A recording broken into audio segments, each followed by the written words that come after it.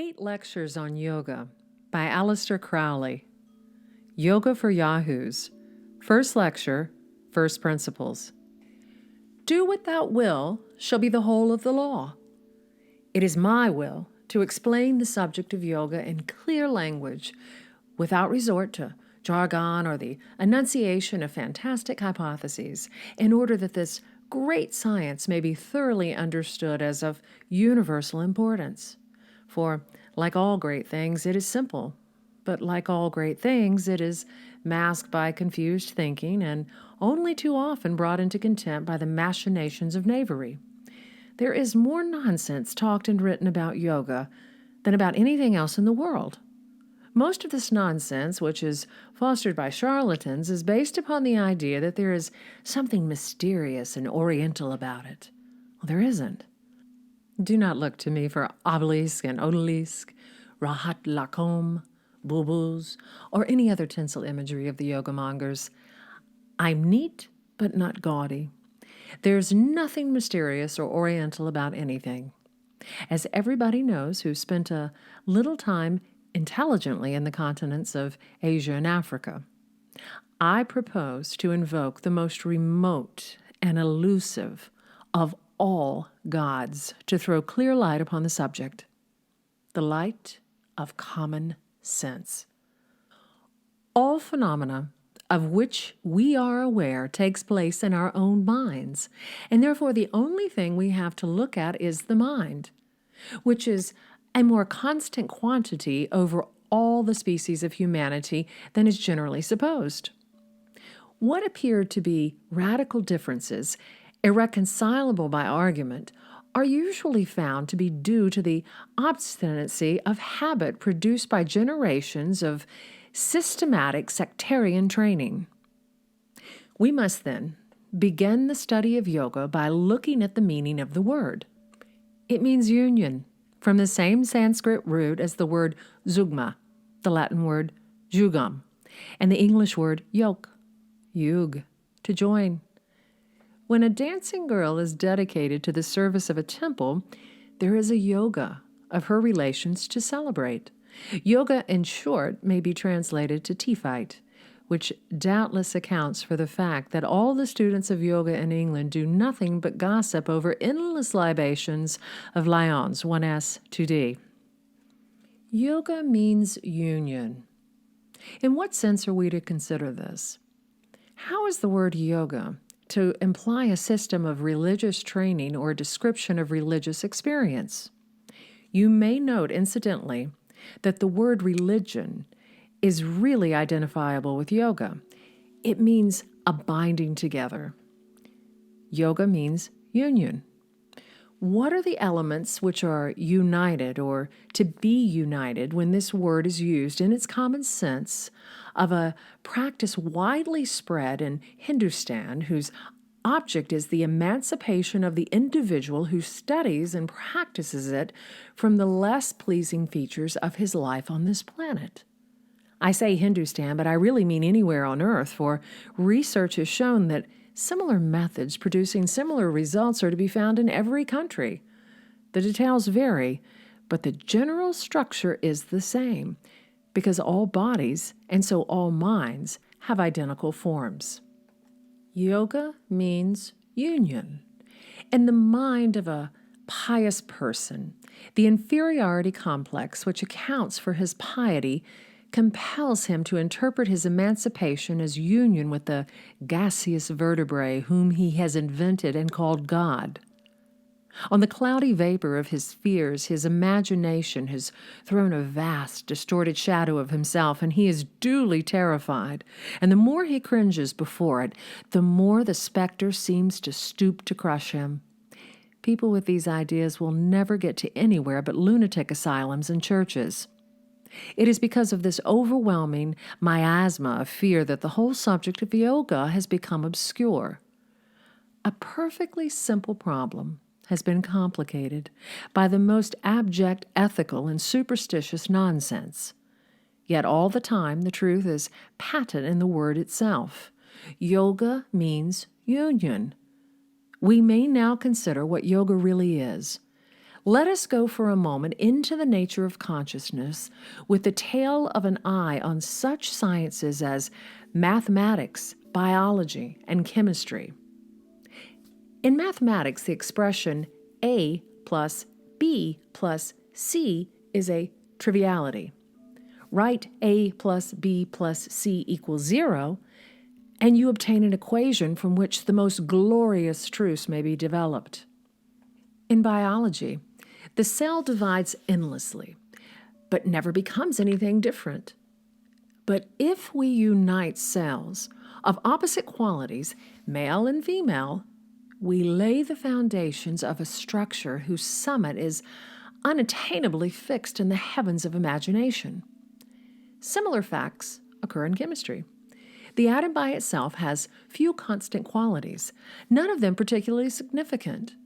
But as soon as an element combines with the object of its hunger, we get not only the ecstatic production of light, heat, and so forth, but a more complex structure having few or none of the qualities of its elements, but capable of further combination into complexities of astonishing sublimity. All these combinations, these unions, are yoga. Yoga means union. How are we to apply this to the phenomenon of the mind? What is the first characteristics of everything in thought? How did it come to be a thought at all? Only by making a distinction between it and the rest of the world. The first proposition, the type of all propositions, is S is P. There must be two things, different things, whose relation forms knowledge. Yoga is, first of all, the union of the subject and the object of consciousness, of the seer with the thing seen. Now, there is nothing strange or wonderful about all this.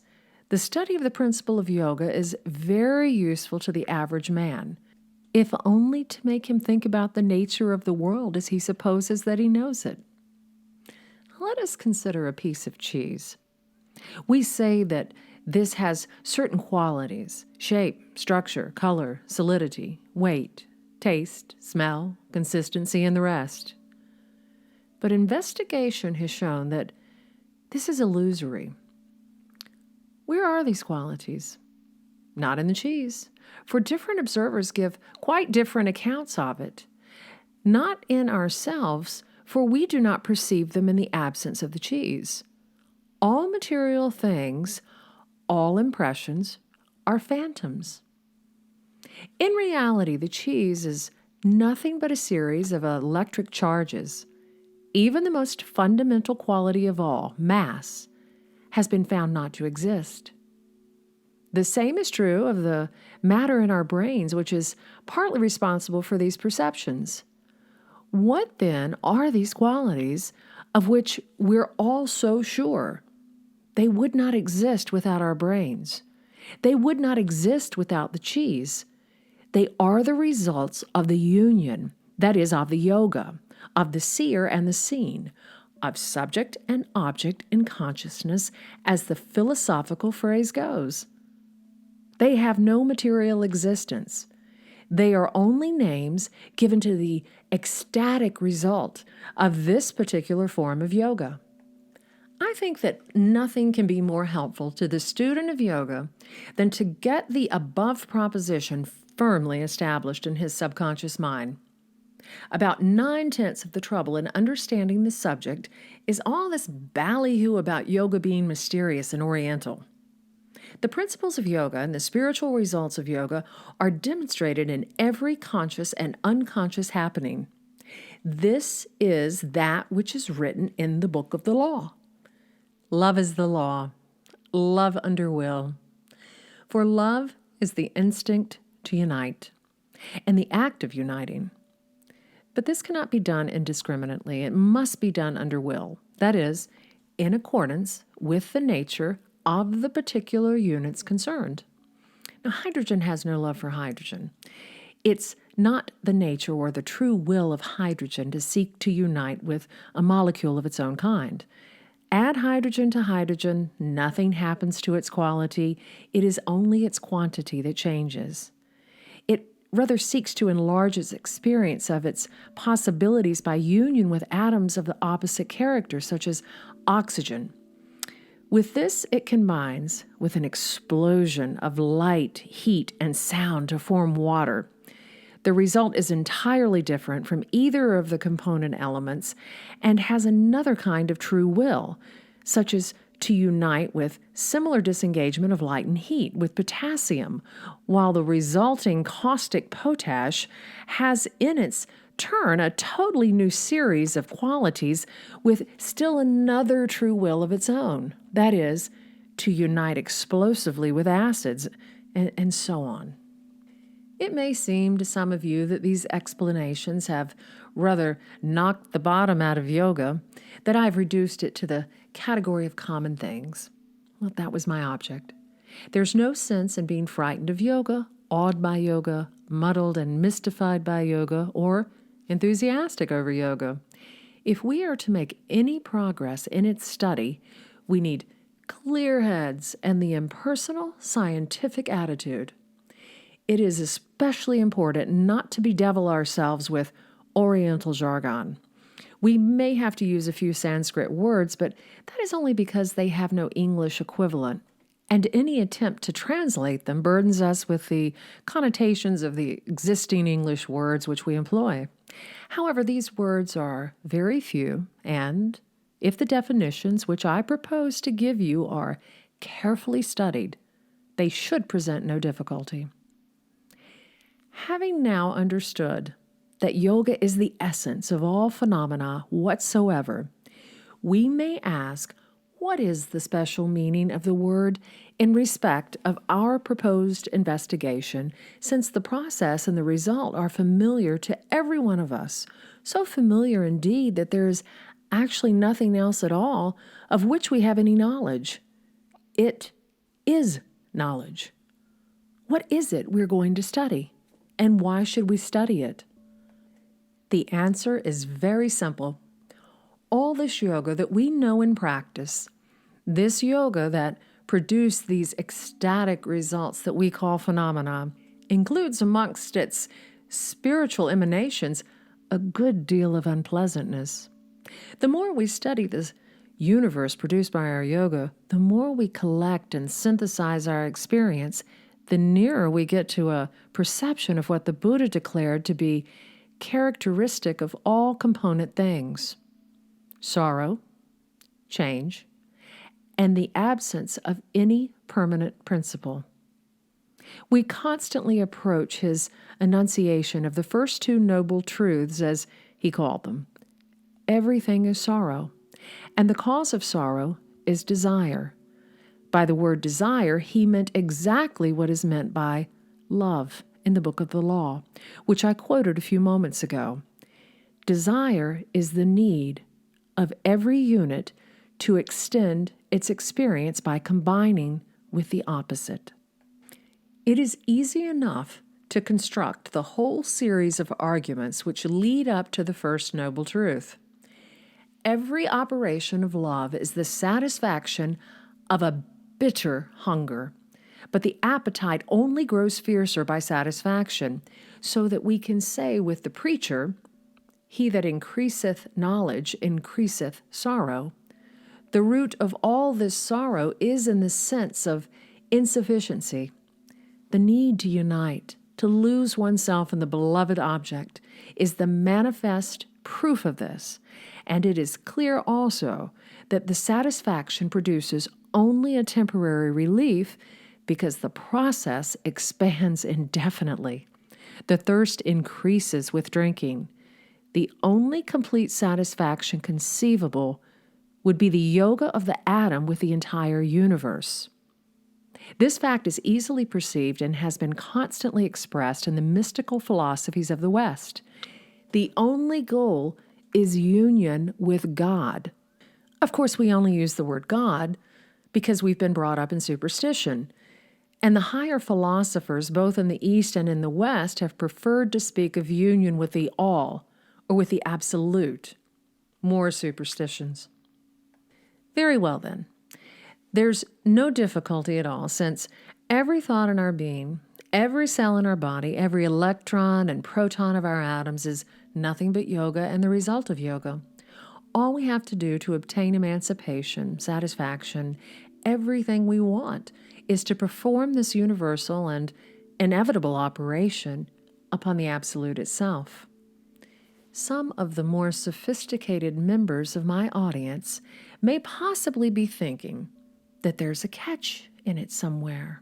Well, they're perfectly right. The snag is simply this. Every element of which we are composed is indeed constantly occupied in the satisfaction of its particular needs by its own particular yoga. But for that very reason, it is completely obsessed by its own function, which it must naturally consider as the be-all and end-all of its existence. For instance, if you take a glass tube, open at both ends, and put it over a bee on the window pane, it will continue beating against the window to the point of exhaustion and death, instead of escaping through the tube. We must not confuse the necessary automatic functioning of any of our elements with the true will, which is the proper orbit of any star. A human being only acts as a unit at all because of countless generations of training. Evolutionary processes have set up a higher order of yogic action by which we have managed to subordinate what we consider particularly interest to what we consider the general welfare. We're communities, and our well-being depends upon the wisdom of our councils and the discipline with which their decisions are enforced. The more complicated we are, the higher we are in the scale of evolution. The more complex and difficult is the task of legislation and of maintaining order. In a highly civilized communities like our own, the individual is constantly being attacked by conflicting interests and necessities. His individuality is constantly being assailed by the impact of other people, and in a very large number of cases, he's unable to stand up to the strain. Schizophrenia, which is a lovely word and may or may not be found in your dictionary, is an exceedingly common complaint. It means the splitting of the mind. In extreme cases, we get the phenomena of multiple personality, Jekyll and Hyde, only more so. At the best, when a man says tea, he refers only to a transitory phenomenon. His tea changes as he utters the word. But philosophy apart, it is rarer and rarer to find a man with a mind of his own and a will of his own, even in this modified sense. I want you, therefore, to see the nature of the obstacles to union with the Absolute. For one thing, the yoga which we constantly practice has not invariable results. There is a question of attention, of investigation, or reflection. I propose to deal in a future instruction with the modification of our perceptions thus caused, for they are of great importance to our science of yoga. For example, the classical case of the two men lost in a thick wood at night. One says to the other, "That dog barking is not a grasshopper, it's the creaking of a cart." Or again, "He thought he saw a banker's clerk descending from a bus, and he looked again and saw it was a hippopotamus." Everyone who's done any scientific investigation knows painfully how every observation must be corrected again and again. The need of yoga is so bitter that it blinds us. We are constantly tempted to see and hear what we want to see and hear. It is, therefore, incumbent upon us, if we wish to make the universal and final yoga with the Absolute, to master every element of our being, to protect it against all civil and external war, to intensify every faculty to the utmost, to train ourselves in knowledge and power to the utmost, so that at the proper moment we may be in perfect condition to fling ourselves up into the furnace of ecstasy which flames from the abyss of annihilation. Love is the law. Love under will.